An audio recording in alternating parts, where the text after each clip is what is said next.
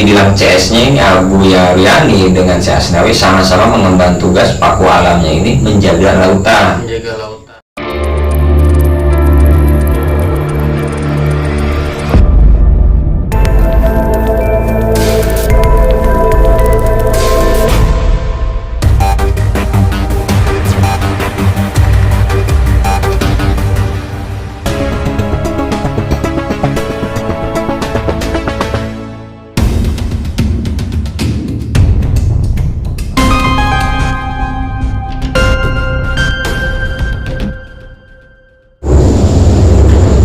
Assalamualaikum warahmatullahi wabarakatuh. Kembali lagi di channel Laskar Area Kingdom bersama gua Kang Yayan tentunya ya. Di beberapa minggu ini kita baru sempat bikin video lagi karena kita juga ada kesibukan di luar selain di Laskar Area Kingdom ya. Jadi kita masing-masing mempunyai kesibukan masing-masing, jadi harap maklum ya. Untuk video kali ini kita akan membahas salah seorang ulama besar. Ulama tersebut cukup tersohor ya di daerah Kulon, khususnya di daerah Banten. Siapa ulama tersebut? Ikuti terus video ini sampai habis. Sebelum lanjut, jangan lupa untuk like, subscribe, komen, serta share ke seluruh media sosial Anda, karena like dan subscribe itu gratis guys. Biasanya saya ditemani oleh rekan saya, tapi ini kemana ini? Gak ada nih. Mungkin kita panggil aja ya, langsung.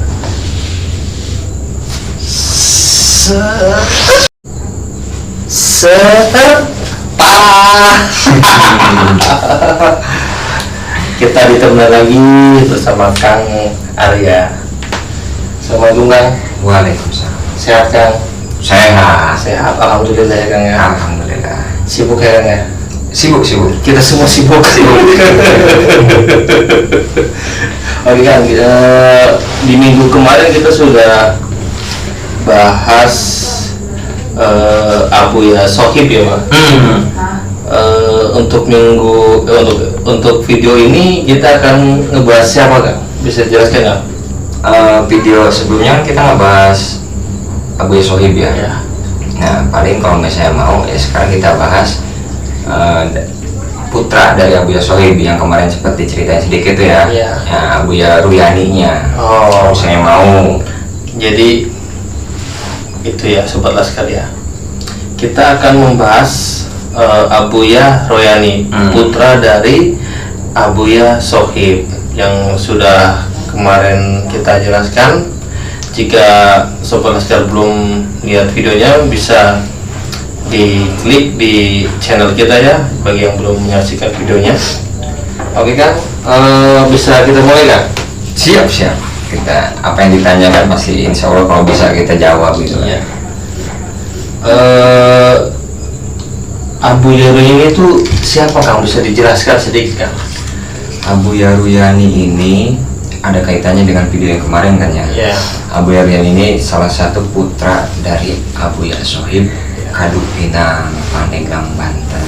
Jadi masih daerah Kulon ya? Ya mungkin ibaratnya kemarin kan orang tuanya, sekarang ini putranya. Jadi biar afdol mungkin ya Kang? Iya. Jadi kita bahas orang tuanya, ya kita sekalian bahas putranya ya, sekarang. karena kemarin kan diceritakannya juga ada terkait gitu kan.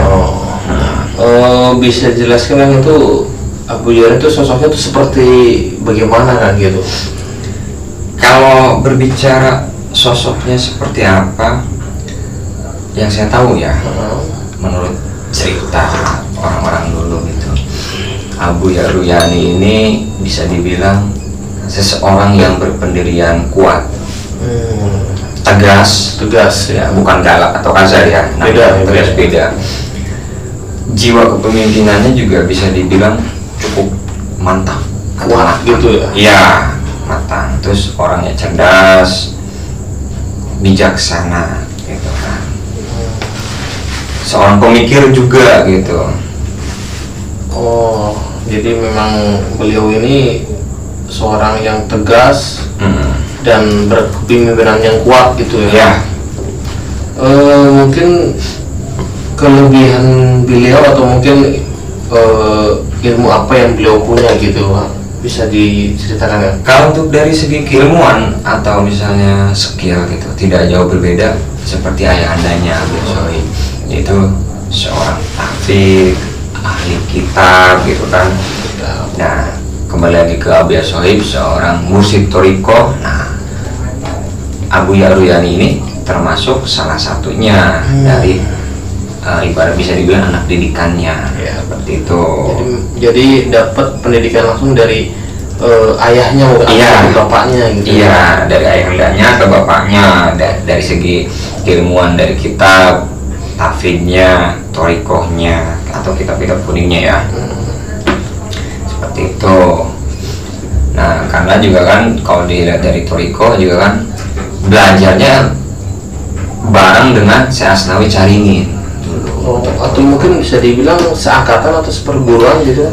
Kalau Abu Ruyani dengan Syekh Asnawi Caringin bisa dibilang kembali lagi dengan Abu Sohib dengan Syekh Nawawi Banten. Abu Ruyani dengan Syekh Asnawi Caringin itu bisa dibilang satu kobong atau satu kamar. Jadi bisa dibilang mungkin CS berat gitu. Jadi, best friend forever. Best friend seperti itu. Bisa dibilang karena sekamar lah istilahnya, sekamar atau seperjuangan atau sependidikan ya, sohib banget lah gitu ya kan. Iya. Terus selain itu apalagi ya? Banyak sih kalian Abu Ruyani itu ya, belum cuman yang waktu yang paling terkenal yang fenomenal mungkin seperti yang kemarin viral ya, yang masalah ya maaf gitu waktu Abu Uci meninggal ya, kan banyak tuh peziarahnya yang mengiringi. Nah, pada saat itu juga Abu Ruyani seperti itu, jadi bahkan menguburkannya atau memakamkannya itu tidak pakai keranda.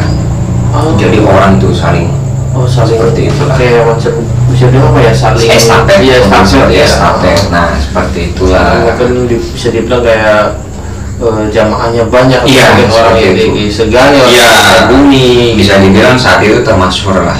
Ya, yang termasyhur juga. Jadi begitu beliau wafat, yang mendoakan atau yang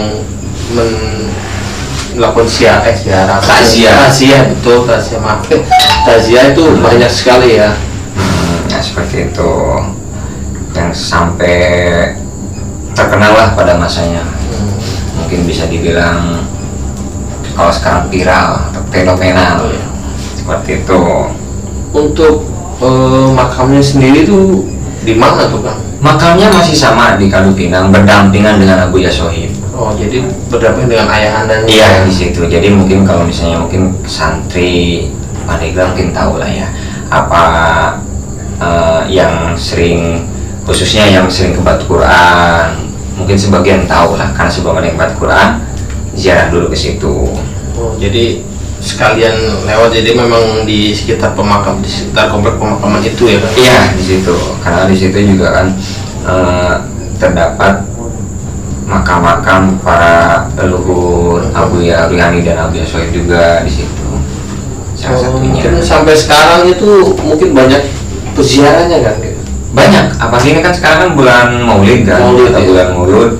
Ya banyak di situ ya, mungkin ada yang riado, ada yang mungkin jarang seperti biasa dan lain-lain. Karena kan di makam situ juga kan jika kita kilas balik di situ kan ada makamnya Nyimas Melati. Ya. Nyimas Melati itu kan putrinya Pangeran Jagalaut Pulau Cangkir. Nyimas Melati itu kan putrinya Pangeran Jagalaut Pulau Cangkir. Nah, Nyimas Melati itu kan putrinya Pangeran Jagalaut Pulau Cangkir. Itulah sambungannya atau kilas sebaliknya Nyimas Melati kenapa bisa ada di situ, nanti adalah ceritanya kenapa ada jauh-jauh dari Kronjo, Tangerang, kenapa ada bisa di Kadupinang Itu seperti itu, nanti adalah kita di video lain lagi. Mungkin di video selanjutnya kita Iya bisa, nanti ada sambungannya lah. Jadi kita sambil telusuri sejarah Banten sedikit demi sedikit, perlahan kita benar-benar kita bikin video di lain kesempatan ya kayaknya ya, untuk Nyimas Melati. Kita di sini fokus ke Abuya Royani dulu ya. Nah tadi kan sudah dibahas ya, itu dulu Abuya Royani itu nyantrinya di mana tuh Kang? Banyak. Oh banyak. Ya salah satunya ya dengan ayahandanya ya, yang satu kolong dengan Syekh Asnawi Caringin, terus pernah nyantri ke Cirebon juga. Ke Cirebon itu kalau nggak salah ke Abah Gede. Nah Abah Gede Cirebon, mungkin kalau orang Cirebon mungkin tahu ya, karena Abah Gede cukup terkenal, Abah Gede Cirebon. Nah karena Abah Gede itu ibaratnya masih family, karena masih turunan Nyimas Melati juga. Jadi masih satu keluarga, masih satu keluarga. Nah dari situ terus nyantrinya ke Syekh Khotib Sambas di Kalimantan. Sambas, iya. Oh jadi kan kemarin ada sambungannya di video yang dengan Abuya Sohib, ya kan? Syekh Khotib Sambas. Nah terus pernah nyantri juga ke Gunung Santri. Gunung Santri. Iya, kalau nggak salah ke Abuya Tolib, kalau nggak salah. Gunung Santri yang di mana? Cirebon, Banten juga masuknya kan. Gunung Santri kan yang terkenal sering dijarahi orang, yang makamnya Abuya Soleh. Nah, pernah ke situ juga tuh, itu Abuya Royani. Jadi banyak situnya. Jadi memang nyantrinya di mana-mana kan, jadi menimba ilmunya jadi tidak di satu tempat tapi di banyak tempat. Iya, di situ banyak tempat ya, khususnya yang di Palembang juga banyak sih. Cuman yang lebih fenomenal mungkin di situ lah ya, secara garis besarnya lah ya, di situ banyak sebenarnya. Sebenarnya banyak, cuman nggak mungkin disebutin satu-satu, tapi secara garis besarnya di yang tadi disebutkan tadi Kang ya. Iya. Jadi ada saja beliau ini orangnya yang cerdas atau banyak ilmunya, karena memang menimba ilmunya itu di mana-mana gitu. Ya, karena dulu juga bisa dibilang kitab berjalan. Abuya Royani itu bisa dibilang kitab berjalan. Jadi kalau mungkin zaman now Wikipedia berjalan kali ya. Google Chrome berjalan. Nah kalau sekarang mungkin Chrome atau Google, segala macam ilmu itu ada pada makanya beliau gitu. Iya, sebenarnya kan dulu juga terkenal kan ada tuh Abuya Dimyati, disebutnya kitab berjalan. Nah Abuya Royani pun sama. Cuma kan Abuya Royani dengan Abuya Dimyati kan beda masa kan. Betul. Seperti itu. Terus saya pernah dengar itu emang ada tugas khusus jaga laut, itu maksudnya gimana Kang? Jelasin Kang. Oh iya, jadi Abuya Royani mungkin ini tugasnya jarang orang yang tahu ya. Jadi kan gini, karena sama-sama didikan Abuya Sohib, otomatis kan yang mungkin kualitasnya pun sama, mungkin hampir sama ya. Jadi Abuya Royani dengan Syekh Asnawi Caringin atau Abuya Asnawi gitu kan, mengemban tugas secara gaibnya itu bisa dibilang mungkin Paku Alam Banten. Bisa disebut Paku Alam Banten, cuman yang mungkin bisa dibilang CS-nya ini Abuya Royani dengan Syekh Asnawi sama-sama mengemban tugas Paku Alamnya ini menjaga lautan. Cuman bedanya gini, Syekh Asnawi tugasnya itu laut atau Pandeglang Barat, ya kan?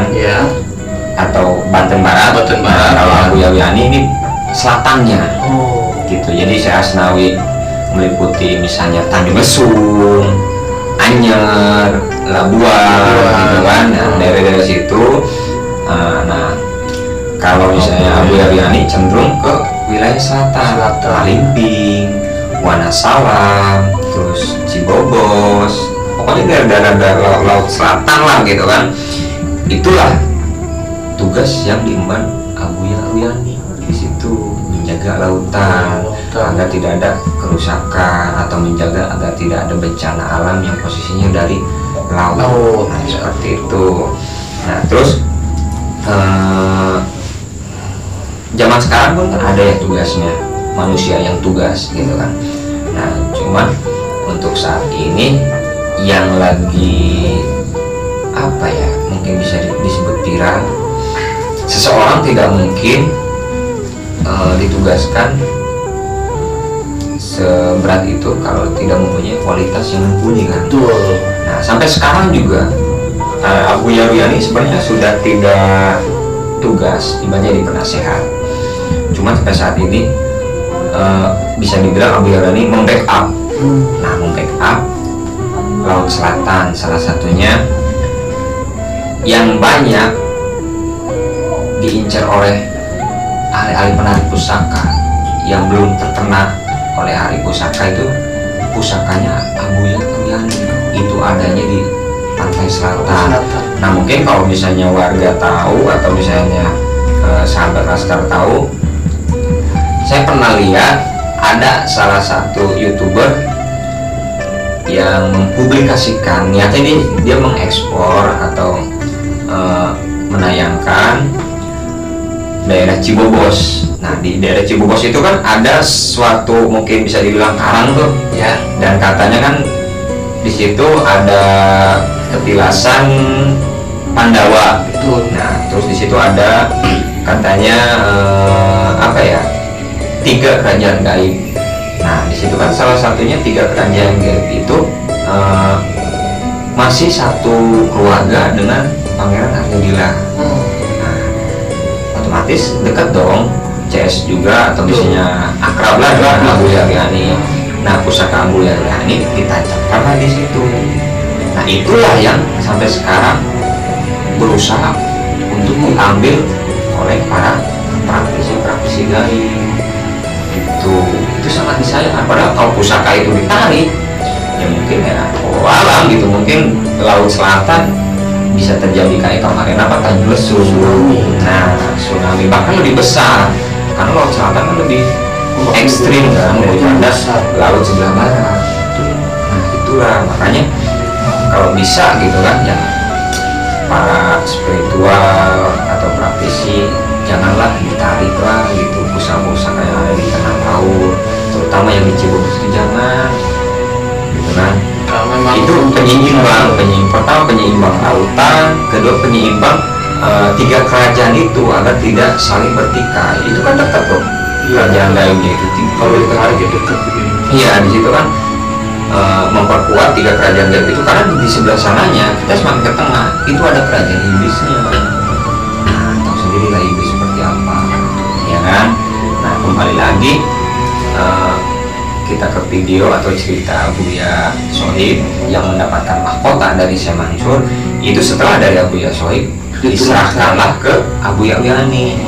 Nah karena itulah Abuya Ruyani mendapatkan mandat, karena kan mahkota itu bisa dibilang mahkotanya barang siapa yang punya mahkota itu disegani atau dituruti perintahnya oleh alam gaib.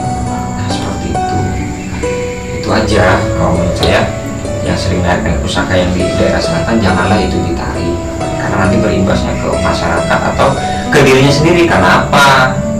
Otomatis yang narik situ kan kebanyakan orang situ, dan nanti kalau ada tsunami rumah-rumah dia juga bisa jadi korban ya kan. Di samping itu dia bisa diserang oleh 3 kerajaan ini loh. Kalau dia kuat, kalau tidak walau kan. Nah seperti itu yang sudah ada ya biarkan saja lah itu dengan alam ya Kang ya. Iya, biarkan saja, itu nggak usah diambil gitu. Ini cukup menarik sekali ya Sobat Laskar, cerita dari Abuya Ruyani ini sangat fenomenal ya, dan saya juga baru tahu juga ternyata begitu hebat dan tersohor lah sosok Abuya Ruyani.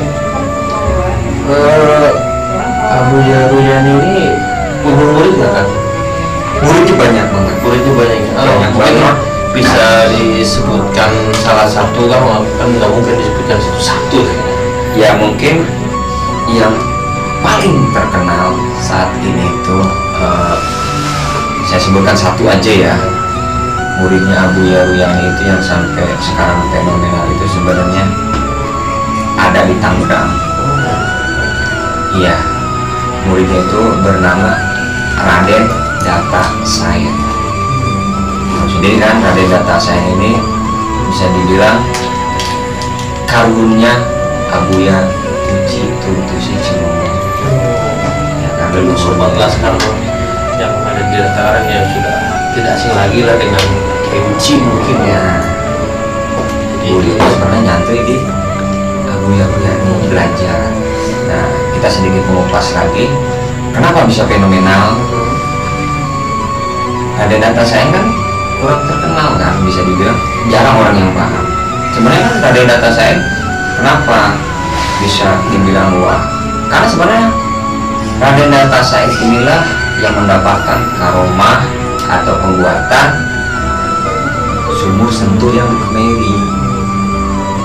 Inilah sebenarnya yang membuat sumur sentul ini Raden Datasayang yang pertama, yang pada akhirnya jatuh ke Syekh Khairun. Syekh Khairun hanya menjaga, meneruskan, tapi yang aslinya ini Raden Datasayang. Dari Raden Datasayang dialihkan ke Raden Cimang, dari Raden Cimang ke Syekh Khairun. Inilah salah satu sejarah yang tertutupi yang bisa dibilang pada kebanyakan video yang pernah saya lihat kuncinya hanya tahu pada Syekh Khairun saja, padahal yang membuat ini Raden Datasayang. Itu kesitu Banyak orang yang belum tahu. Nah, itulah makanya sejarah Banten ini banyak yang tertutup. Makanya banyak yang disalahgunakan, banyak yang mengira-ngira, seperti itulah. Nebak-nebak. Iya, seperti itu. Makanya kita bongkar sedikit-sedikit aja, kita serempet-serempet. Untuk lebih jelasnya nanti di video yang selanjutnya. Itu aja. Itulah salah satu murid yang terkenal di Tangerang. Sebenarnya banyak lah yang belajar ke Abuya Ruyani yang menjadi kiai-kiai besar. Makanya kan kemarin di video atau sejarah Abuya Sohib, makanya Abuya Sohib sebenarnya guru besarnya para alim ulama, cuma tersembunyi. Begitupun dengan Abuya Ruyani, begitu tersembunyi tapi dia tidak mau terdengar haru. Sebenarnya bisa saja Abuya Ruyani juga menjadi mungkin kepalanya atau ketua MUI seperti Abuya Sohib. Cuma Abuya Ruyani cenderung ngapain sih gua, bahasanya gitu kan, ngapain sih gua ribet ini, lebih menjadi penasehat. Kan di atas ketua ada penasehat. Nah, Abuya Ruyani jadi penasehatnya.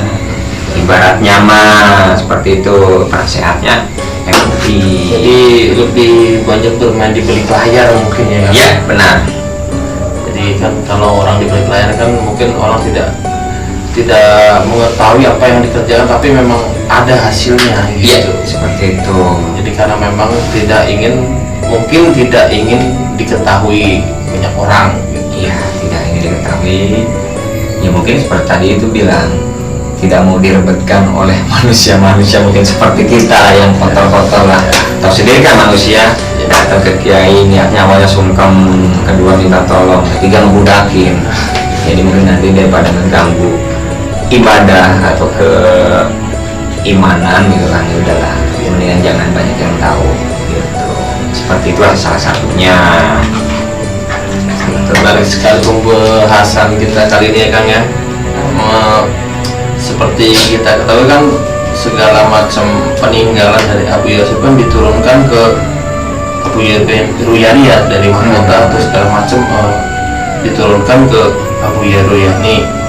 Nah, untuk pesantrennya sendiri apakah diteruskan atau bagaimana kan? Oh, pesantren Abuya Sohib. Iya. Ya, Abuya Ruyani juga yang meneruskan. Cuman pada saat itu kalau jadi gini loh, pesantren Abuya Sohib memang secara penunjukan Abuya Ruyani yang meneruskan ya. Nah, cuman pada saat itu karena Abuya Ruyani juga punya pesantren lagi di tempat lain. Jadi gini loh, Abuya Ruyani itu punya istrinya kan dua. Iya. Satu di Kalupinang, ya. Satu lagi di daerah Kopi. Jadi di Kalupinang meneruskan pesantren punya Abuya Sohib, ya. Di Kopi pun bikin pesantren lagi. Cuman pada saat Abuya Ruyani misalnya ke Kopi, ini diteruskan oleh saudaranya namanya Ki Muhyiddin. Pada saat itu. Jadi bisa dibilang kayak wakil. Iya, diwakilkan, nanti dipegang dulu sama Ki Muhyiddin. Pada saat bisa Ki Muhyiddin atau Abu Yaryani pula nanti baru Abu Yaryani lagi. Bisa dibilang seperti itu ibaratnya Mas. Karena dia mempunyai, bisa dibilang karena ya 2 pesantren ya kan. Iya. Yang satu itu meneruskan dari ayahandanya yaitu Sohib, dan yang satunya lagi memang mendirikan pesantren sendiri gitu. Iya, di daerah Kopi. Kopi, ya. Kan istri yang keduanya di sana. Gitu. Jadi megang 2 pesantren mungkin. Iya, seperti itu. Jadi kan lumayan ribet kan. Mundar mandir makanya dia itu menunjuklah Ki Muhyiddin ini untuk sementara pada saat Abu Yaryani ke kopi, Ki Muhyiddin lah yang memegang kendali gitu kan. Nah, seperti itu. Dan itu pun Abu Yaryani tidak mengubah sedikitpun kebiasaan-kebiasaan yang dilakukan oleh Abu Sohib. Misalnya namanya Ki besar, santri-santri seperti biasa diajarkan, seperti santri-santri salafi pada umumnya. Cuman yang menonjol mungkin kembali lagi seperti Abu Uci. Jadi ada pengajian umum gitu kan. Jadi bukan untuk santrinya aja boleh. Nah, cuman yang bedanya pengajian ini dibuka untuk umum, tapi untuk kalangan para kiai-kiai gede. Jadi yang punya pesantren belajar di situ. Iya, jadi dari hari Senin sampai Minggu itu full. Misalnya Senin sampai Minggu full, nggak ada liburnya. Iya, jadi terus seperti Senin sampai Minggu. Cuman yang kebanyakan ramenya hari Selasa dan Rabu. Gitu. Misalnya Senin kitab apa yang dibahas, Selasa kitab apa. Jadi bergantian. Cuma bedanya yang datang itu kiai-kiai besar, ibaratnya para guru-guru besar, bukan yang macam-macam kita gitu. Seperti misalnya pengajian mingguan di Cilongok dulu gitu kan, sambil ngantuk gitu. Iya, ngantuk ngopi. Kalau ini enggak, pada saat itu tetap dijalankan. Bahkan di kopi pun Abu Yaryani tetap menjalankan tugasnya seperti biasa. Tidak seperti itu. Itulah seorang sosok mungkin alim ulama yang begitu hebat gitu kan. Dan ada satu cerita seperti ini, termasuk karomahnya Abu Yaryani ya. Jadi pada saat itu ada, mungkin bisa, kalau sekarang mungkin kita bisa dibilang event ya. Jadi di Kadupinang ada acara, di Kopi ada acara. Bingung dong, dua-duanya harus ada Abu Yaryani sebagai pimpinan pesantren. Nah, suatu saat ada seseorang, adalah gue pengen ke sono aja dengan Abu Yaryani ada di Kopi. Udah gue hadirin di sono dah. Gitu kan. Nah, sekarang ini ya udah gue di Kadupinang aja lah misalnya. Mungkin yang dekat kali. Udah. Tapi nyatanya dua-duanya ada. Saat yang bersamaan di hari itu, di waktu itu. Gitu kan. Nah, tapi bagaimana bisa terungkapnya seperti itu? Jadi misalnya yang ke Kopi ini ketemulah namanya di Kadupinang ini, cerita dari mana lu misalnya? Bersuara dari Abu Yaryani habis ngadir acara lu gue dari Kadupinang. Nah, singkat cerita yang di Kopi cerita ceramahnya Abu Yaryani seperti apa ya. Ini juga cerita Abu Yaryani cerita ceramahnya seperti apa di Kadupinang. Loh, kok gitu? Di sono kan Abu Yaryani, dan Abu Yaryani ada, tanya dong, saksi-saksinya banyak seperti itulah. Akhirnya, waduh, kok bisa begitu? Bisa double. Nah, bahasanya kan akhirnya ya udahlah, namanya kiai besar yaitu Walillahi Ta'ala, mungkin itu karomahnya ya. Itulah salah satu karomahnya dari Abu Yaryani, bisa mungkin bagi kita mungkin pecah raga ya. Mungkin kalau dari kiai kan mungkin belah sukma. Nah, ini mungkin tingkatan yang lebih tinggi, namanya wali Allah mungkin kan, seorang alim ulama besar ya, tidak mustahil diberi karomah seperti itu. Terus izin Allah semuanya bisa terjadi kan? Iya, dan sampai sekarang pun mungkin saking termasuknya turunan Abu Yaryani pun ada di mana-mana. Salah satunya yaitu yang kemarin dibahas di video Abu Sohib, turunan Abu Sohib ada yang sampai ke Mesir. Itu turunan dari Abu Yaryani. Ada yang di Mesir, ada yang di Jakarta, ada yang di Qatar. Nah, itulah mungkin keistimewaan para alim ulama dulu, tidak mendoakan untuk diri pribadi atau keluarganya pada saat itu, tapi mendoakan leluhurnya dan anak cucunya nanti akan terjamin. Nah, seperti itu. Menarik sekali pembahasan kita. Mungkin sebelum kita tutupkan, kita bisa mengambil hikmah apa untuk saya pribadi atau mungkin untuk sobat secara semua dari pembahasan Abu Yaryani ini kan? Kalau yang saya tahu ya wallahu alam ya, percaya atau tidak, saya pernah berinteraksi ya, mungkin entah wallahu alam ya, entah mungkin itu coding entah apanya, kita berbaik sangka saja dulu, yang penting kita ambil hikmahnya. Saya pernah bertemu dengan Abu Yaryani gitu secara gaib gitu, tapi sadar gitu kan, gitu kan. Pesan yang paling utama dan paling sering diucapkan sama Abu Yaryani itu begini: jangan terlalu ngejar materi dunia, gitu kan. Akhirat pun jangan ditinggalkan, intinya harus seimbang. Harus balance ya, antara dunia dan akhirat. Jadi seperti ya mungkin salah satunya kita kaitkan lagi. Ada salah satu keluarga besar Abu Yaryani atau keluarga besar Kaduk Pinang yang membuat pesantren modern, ya kan, namanya Kiai Haji Rifai Arif. Itu kan pendiri daerah Kolam Tengah, ya kan, otomatis kan sudah terkenal kan, siapa sih nggak kenal daerah Kolam. Nah, pada saat membuka cabang di Cipanas Lebak kan, Rangkas Bitung, filosofinya kan dari situ, Al-Qasas ayat 70, yang intinya seperti ini: jika kita mengejar dunia maka jangan lupa akhirat, jika kita mengejar akhirat maka jangan lupa dunia, agar berimbang. Tuh, ya kan, agar kita terjadi berlebih-lebihan maka akan celaka. Nah, begitupun dengan Abu Yaryani, itu pesannya, jangan terlalu ngejar dunia, lu jangan lupa nih akhirat nih. Lu di depan lo akhirat, no, dunia mah cuma sementara. Jadi harus imbang. Maksudnya apa? Kalau tidak imbang, maaf, secara logikanya kita belajar fikih, kalau tidak diimbangi dengan ilmu alam atau ilmu duniawi, ya kan tidak nyambung. Ya kan, seperti itu salah satu pesannya. Terus jangan merasa sombong, karena manusia itu hanya bagian kecil dari debu-debunya dunia. Seperti itu. Ada apa-apanya. Iya, ibaratnya kita ngerasa gede, ada yang lebih gede loh. Kita ngerasa pintar, ada yang lebih pintar. Di atas langit masih ada langit. Betul. Seperti itu terus. Nah, ada yang kaya, ada yang lebih kaya lagi. Nah, itu nggak ada habisnya.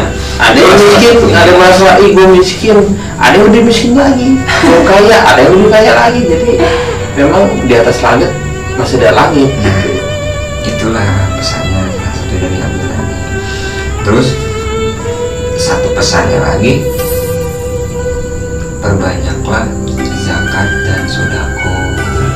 Jadi jangan mentang-mentang kita kaya, orang lain didahulukan kan, tapi di samping kita kelaparan. Jangan dulu, yang penting kita punya harta, sedekahkan dengan orang-orang terdekat dulu, saudara ta, keluarga ta, anak istri, itu aja dulu. Baru ke orang lain. Jangan orang lain yang jauh dapat, saudara di samping ini kelaparan nih. Nah, itulah salah satu pesannya. Memang Uya sodako itu juga membersihkan harta ya kan. Apa kita punya, kita bersihkan dengan sedekah gitu. Seperti itu. Sangat luar biasa sekali yang pembahasan kita kali ini. Banyak ujangan-ujangan atau filosofi hidup, dan banyak pelajaran yang bisa kita ambil dari cerita salah satu alim ulama kita, yaitu Abu Yaryani ya.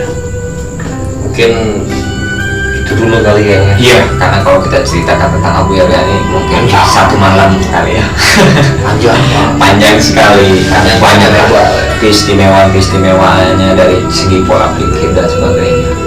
Banyak banget sekali bisa kita ambil hikmahnya sih. Jadi mungkin karena waktunya terbatas juga, mungkin segitu saja cerita kita ya di video ini. Mungkin bagi sobat Laskar yang ada ingin menambahkan cerita dari Abu Yaryani, bisa tulis di komentar ya. Atau mungkin ada pembahasan kita yang mungkin salah atau kurang berkenan ya, kita mohon maaf ya, kita hanya manusia ya, kita tepatnya salah dan lupa, jadi mohon maaf sebesar-besarnya. Kita tidak ingin mengingatkan untuk menyelesaikan atau apa itu, kita hanya ingin membahas dan kita bisa mengambil hikmah dari salah seorang alim kita ya. Mungkin itu saja, sekian dari kami. Terima kasih sudah menonton. Jangan lupa like, subscribe, komen, serta share ke seluruh media sosial Anda agar kami bahagia. Sekian, wassalamualaikum warahmatullahi wabarakatuh. Ada nih, mungkin kita panggil aja ya, langsung. Seperti Abuya Sohib, cuma Abuya Rani cenderung ngapain sih gua bahasanya gitu kan, ngapain sih gua ribet, gua jadi ketua capek udah. Tapi jika kita berbicara merdeka,